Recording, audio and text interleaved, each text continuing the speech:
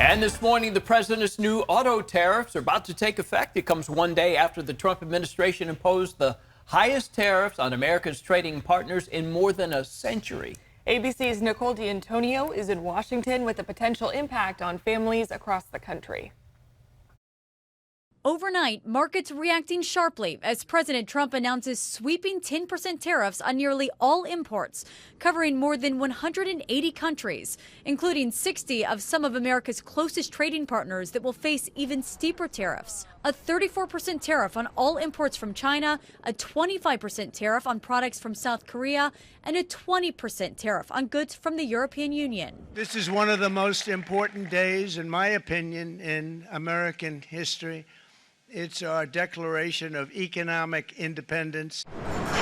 President Trump praising the tariffs, saying they will incentivize American manufacturing. Democrats blasting the move, saying Trump's politics are about to make things a lot worse. Donald Trump and House Republicans promised to lower the high cost of living.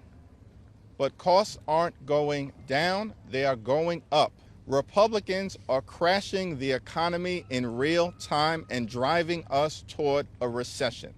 Most economists also warn consumers will be paying the cost as prices climb on everything from clothes to technology, cars, and groceries. These tariffs are across the board. They're going to touch everything from going to the grocery store to going out to restaurants to even having to go to places like the movie theater and trying to have a little time off, because everywhere you go, there's some aspect that they have to import to do that. Many countries across Asia and Europe have vowed to respond. And starting today, the president imposing a 25% tariff on all cars and auto parts coming into the country. One business owner in Wisconsin sharing how this could impact customers in the future. Their bill ultimately is going to be higher, and it's not getting us any more money. It's just taking from the customer and, passing it through.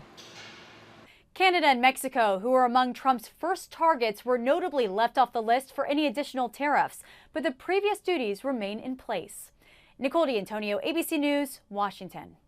Nicole, thank you. And while the president stands by the tariffs, the California ag industry is not so confident. Our state's ag industry is the biggest in the country, and there are some concerns about higher costs and disrupted markets. Research is showing that California exports over $20 billion in agricultural products every year. More than 20 agricultural groups in California are warning Congress that widespread tariffs could harm farmers and increase food prices. The United States imports around 60% of its fresh fruit and 35% of its fresh vegetables. So if you talk about avocados, they're probably going to go up, 45 cents each. Lemons, limes, bell peppers, tomatoes, there's a long list of products that are subject to high tariffs. And experts warn that California-grown produce might become more expensive because of supply disruptions. In 2018, a similar situation with tariffs led to China imposing its own tariffs in response, and that cost California farmers billions of dollars.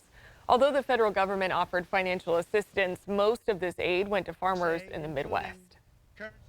And meantime, the California Building Industry Association says it's already seeing housing costs going up. The Sacramento-based group represents land developers and home builders. Home prices could increase by $7,500 to $10,000 per home.